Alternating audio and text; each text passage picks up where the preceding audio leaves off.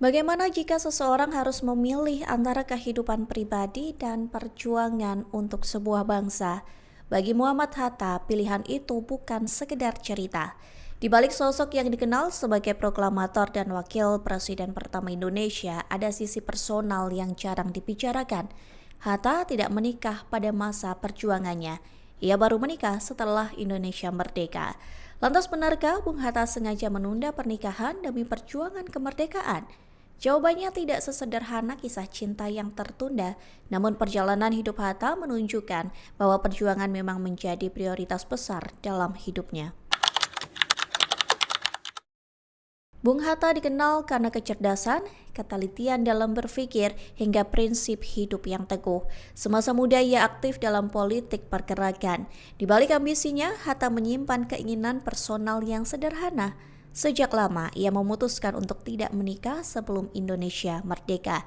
Bagi Hatta, membangun bangsa adalah prioritas yang tak ingin dibagi perhatiannya dengan kehidupan rumah tangga. Prinsip Hatta kerap dijadikan bahan olokan oleh teman-teman seperjuangannya. Bahkan, Bung Karno menjuluki Hatta sebagai penjaga abadi. Prinsip yang dipegang Hatta bukan hanya sebatas omongan belaka. Ia baru membuka hatinya untuk memikirkan urusan pribadi setelah kemerdekaan dikumandangkan pada 17 Agustus 1945. Hatta berkenalan dengan seorang gadis muda berusia 19 tahun bernama Rahmi Rachim. Melalui perantara keluarga dan teman dekat, Bung Hatta yang saat itu berusia 43 tahun akhirnya bersanding dengan Rahmi. Meski terpaut usia 24 tahun, kepribadian keduanya yang berbeda membuat perjalanan cinta mereka berlabuh ke pernikahan. Bung Hatta tidak berlama-lama, ia mengirimkan surat lamaran berisi niat untuk menikah. Dalam surat tersebut, Hatta menjelaskan prinsip-prinsip hidupnya kepada Rahmi. Ia tak menjanjikan kemewahan, tetapi kehidupan rumah tangga yang sederhana dan penuh makna. Soekarno menjadi saksi pernikahan Hatta dan Rahmi pada 18 November 1945. Megamendung Bogor menjadi saksi resepsi keduanya yang digelar secara sederhana sesuai dengan gaya hidup Hatta yang merakyat. Mahar yang diberikan saat itu adalah buku karangan Hatta dan karya ilmiah yang mengulas filsafat Yunani kuno.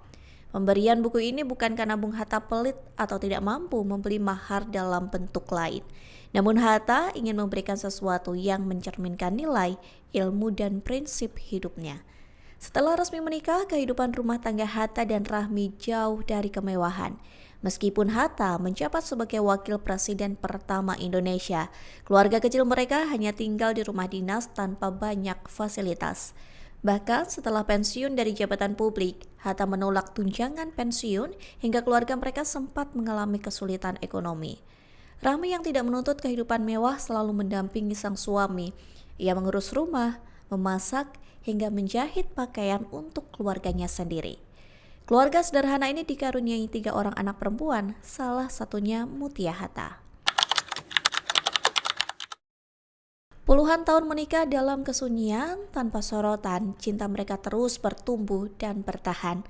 Rahmi selalu mendampingi Hatta hingga hembusan nafas terakhir sang suami pada 14 Maret 1980.